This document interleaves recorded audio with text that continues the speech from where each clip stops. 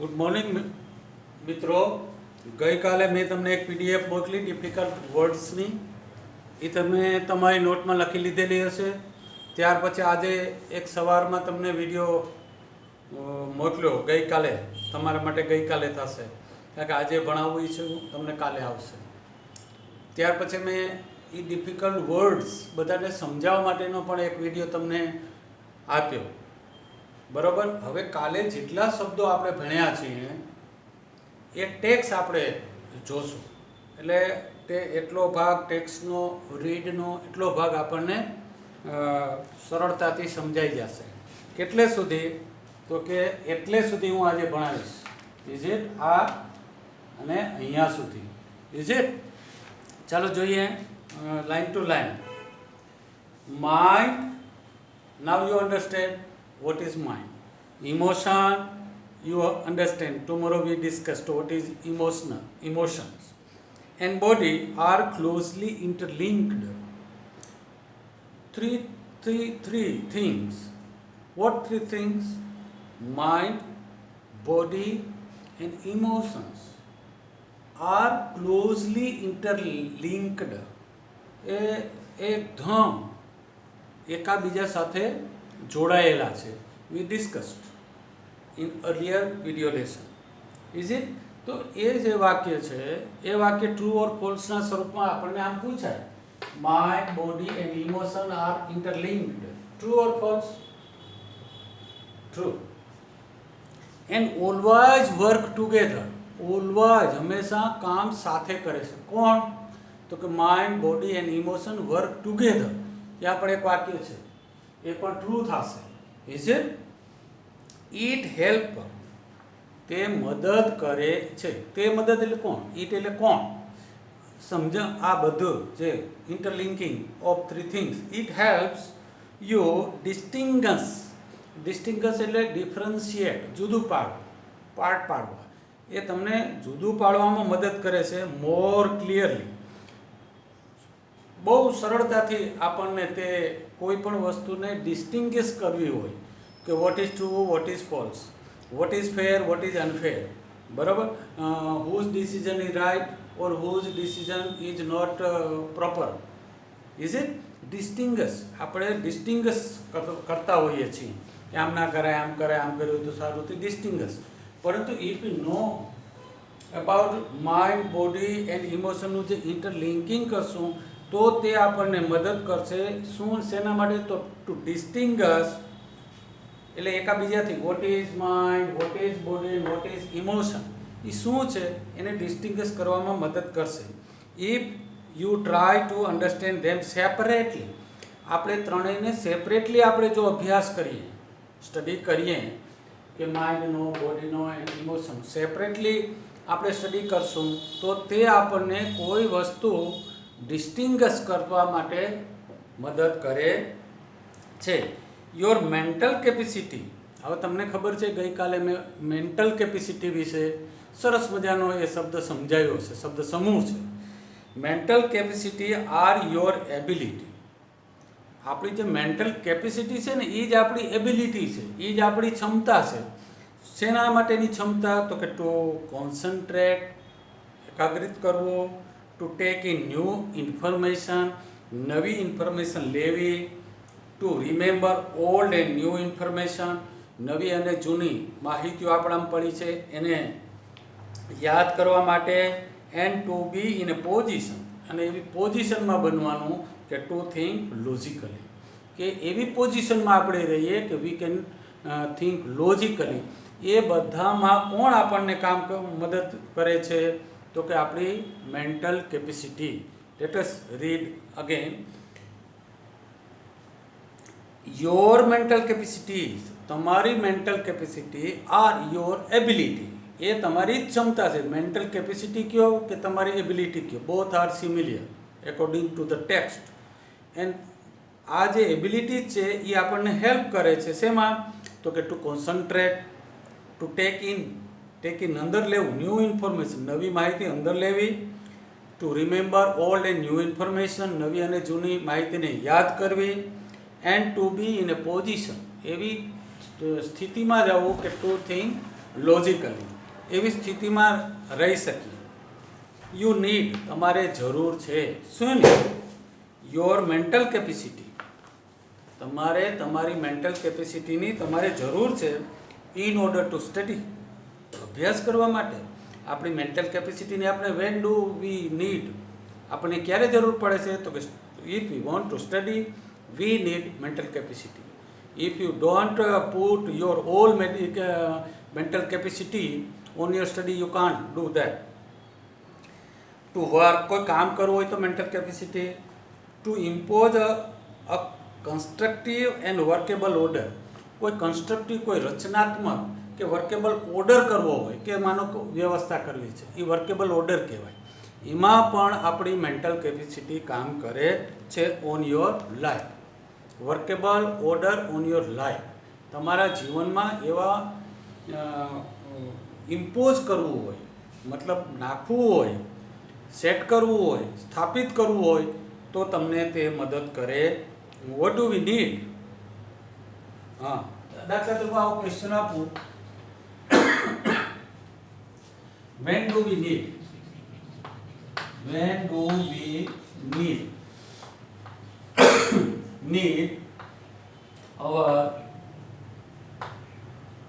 mental capacity?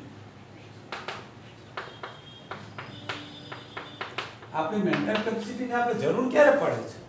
તો કે we need our mental capacity to concentrate કરવા માટે, ટુ વર્ક, કામ કરવા માટે, and to impose a constructive, કોઈ ઇમ્પોઝ કરવો છે, સ્થાપિત કરવો છે, રચનાત્મક એન્ડ વર્કેબલ ઓર્ડર આપણી લાઈફમાં. વર્કેબલ ઓર્ડર એટલે કે મારે આ સમય દરમિયાન આમ કરવું, મારી જિંદગીમાં આમ કરવું, હવે આમ કરવું, હવે તેમ કરવું, એ વર્કેબલ ઓર્ડર છે. Is it? સમજાય છે? When do we need our mental capacity, આપણે ક્યારે જરૂર પડે છે? તો કે અહીંથી જવાબ શરૂ થશે ને. We need our mental capacity when, જ્યારે we want to do work, આપણે કામ કરવું હોય ત્યારે જરૂર પડે છે. When we want to impose a constructive or workable order in our life, એમાં આપણે સેટ કરવું હોય ત્યારે વી નીડ મેન્ટલ કેપેસિટી. એટલે આપણી મેન્ટલ કેપેસિટી છે એ બહુ મેઇન થિંગ છે. એટલે you understand mental capacity in order two, કયો ફંક્શન થાય છે? ફરીથી વાંચો. You need your mental capacity in order to study. અભ્યાસ ઇન ઓર્ડર ટુ આવે એટલે એ વાક્યનું ફંક્શન કયું થશે? પર્પઝ થશે ને. In order to, in order that, એ જે તમને મેં પર્પઝ નામનું ફંક્શનની એક પીડીએફ મોકલેલી છે, તો આજે એ પીડીએફ જરા જોઈ લેવાની કે પર્પઝ નામનું લેંગ્વેજ ફંક્શન છે એ સાહેબના આજના લેક્ચરમાં હતું. તો ચાલો, પર્પઝ નામનું ફંક્શન છે, એમાં કયા લિંકિંગ વર્ડ છે, એમનો અર્થ શું કરવાનો, કેમ કરવાનો, એટલે તમે ઘરે બેઠા સરસ મજાની રીતે તમારો અભ્યાસમાં કંઈ કચાશ ના રહે, પરંતુ કામ કરતું રહેવું પડશે. Is it? And to make rational day to day decision. આ આપણું મેન્ટલ કેપેસિટી છે એ આપણે રેશનલ ડિસિઝન લેવું હોય. ધ વર્ડ શબ્દ rational, you know much. In earlier video lesson we discussed what is rational decision and what is irrational decision. Is it? એમાં પણ આપણને આપણી મેન્ટલ કેપેસિટી આપણને શીખવી જોઈએ ઇન ઓર્ડર ટુ, બરાબર? ફોર એક્ઝામ્પલ, હવે એમના આપણે જેટલી વસ્તુ કરી કે what is mental capacity, when do we need mental capacity, બરાબર? Why, what should we need to work, કામ કરવું હોય, સ્ટડી કરવું હોય, તો what do we need our mental capacity. હવે સમજાવે છે. ફોર એક્ઝામ્પલ, હવે એક્ઝામ્પલ આપે છે, જેમ હું એક્ઝામ્પલ આપું એમ આપણું રીડ આપણને એક્ઝામ્પલ આપે છે. ફોર એક્ઝામ્પલ હવે તો આપે છે, if you had the choice of walking. હવે તમારી પાસે એક ચોઇસ છે. કઈ ચોઇસ તમે નક્કી કરેલી છે? કે આજે વોકિંગમાં જવું છે. Is it? Now it is your decision to go on walking, અથવા ટુ વર્ક, કામ નથી કરવું, પરંતુ આપણે ચાલવા જવું છે. ટેકિંગ ધ કાર લે ઇઝ આ work or taking the car લઈને જવું આવી ચોઈસ છે, બરાબર. The fact that it was રેઇનિંગ hard, હકીકત એ છે કે વરસાદ ખૂબ વરસે છે. And you had A cold, અહીંયા કોલ્ડ એટલે ઠંડી નહીં, અહીંયા શરદી, અને તમારે શરદી છે. Cold could lead you to the decision that, અને એ કોલ્ડ છે, તમને શરદી છે, બહાર વરસાદ છે, બે સ્થિતિ છે, સર્કમસ્ટાન્સીસ છે. તમારું ઓલરેડી ડિસિઝન કયું છે? ટુ ગો ઓન વોકિંગ, ચાલવા જવું, વિધાઉટ કાર લીધા વિના જાવ. This is your choice. But when you are ready to go for walking, then there is some condition outside, raining, it is raining hard, and you had cold. You have cold, તમારે શરદી છે, તો would you go for walking on your feet? જશો કે would you take a car? તો પરિસ્થિતિ આવી. આમ તો પહેલાં તમારે જવું છે કે વોકિંગમાં જવું છે, પણ વિધાઉટ કાર. હવે શું થશે? કોલ્ડ કુડ લીડ યુ, જે તમારી શરદી તમને દોરી જશે. બે વસ્તુ, raining and cold could lead you, sorry, and that it was better, અને તમે કાર દ્વારા જાઓ તે સારું છે. ટુ ટેક ધ કારમાં જવું સારું છે, ટુ વર્ક પ્લેસ ઉપર. Is it? સમજાઈ ગયું? તો એ જે તમારો તમારો ડિસિઝન હતો to go to your workplace by walking, but it was raining hard and you had a cold. These two things could lead you to go to your workplace by a car. એ તમારો decision તમે બદલો, your choice તમે બદલી. Y? Is it rational or irrational? તો by car જવું એ rational decision છે, because you had cold, તમને શરદી છે, અને ઇટ વોઝ રેનિંગ હાર્ડ, તમારે વરસાદ ખૂબ પડી રહ્યો હતો. That would be a rational decision.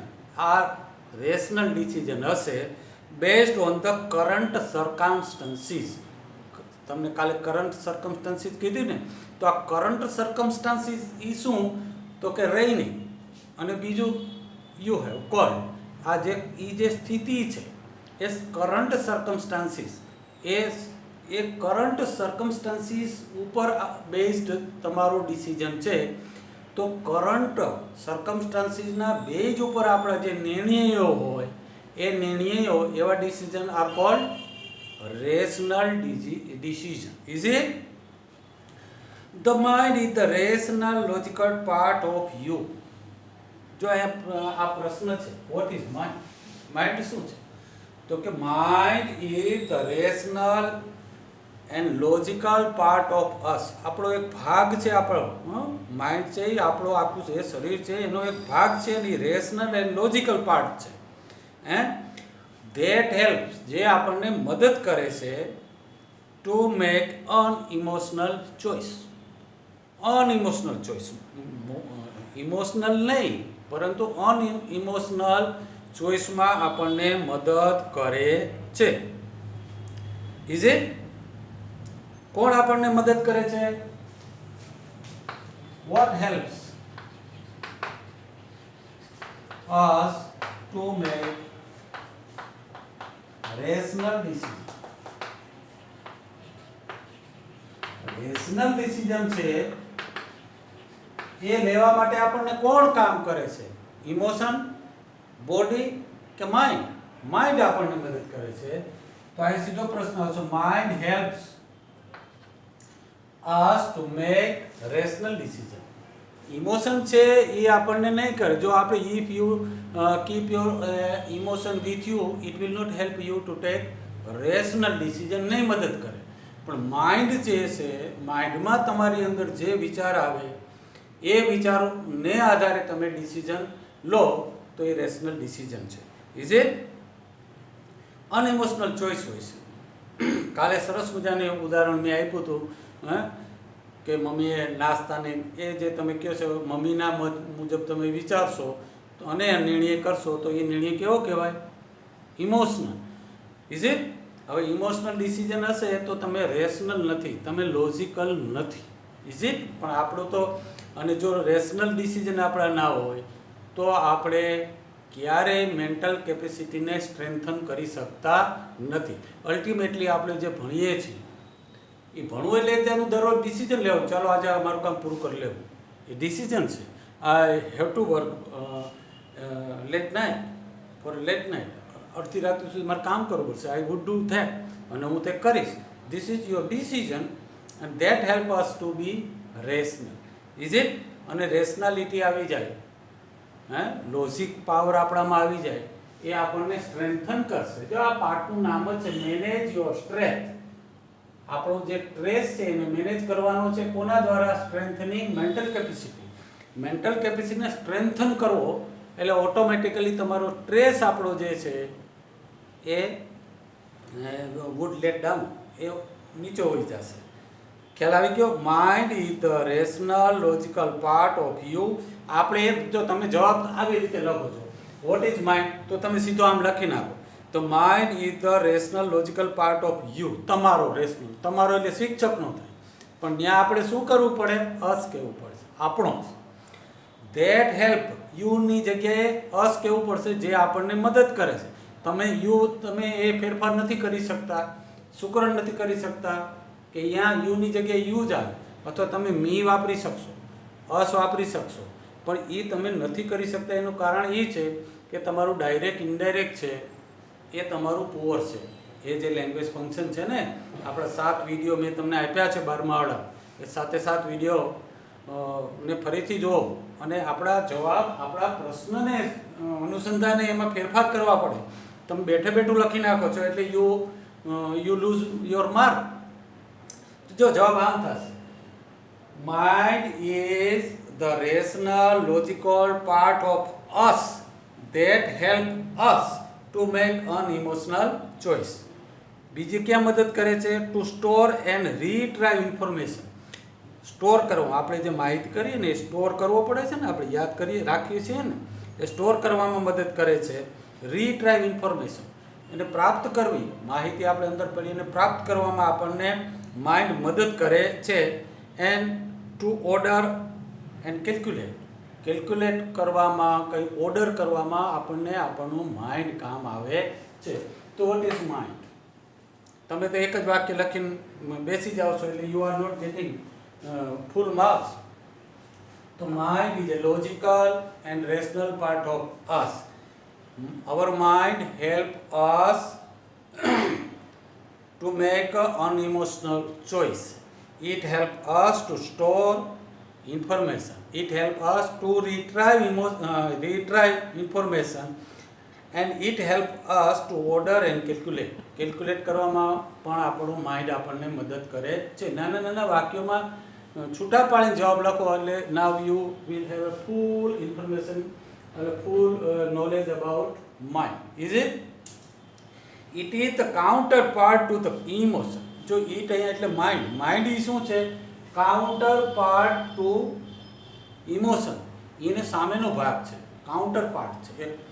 તમને કોઈ આપણે પોઈન્ટ દઈએ ને, આપણે કોઈ ફી ભરો એટલે એક પોઈન્ટ તમને દે ને એક પોઈન્ટ અંદર રહી જાય ને, બે એક છે, કાઉન્ટર પાર્ટ છે. મારી પાસે તમને હું ફી ભરો ને આપો, એ તમારી પાસે ફી પહોંચાડે, એક મારી પાસે રહે ને કાર્બન કોપી, એ કાઉન્ટર પાર્ટ કહેવાય.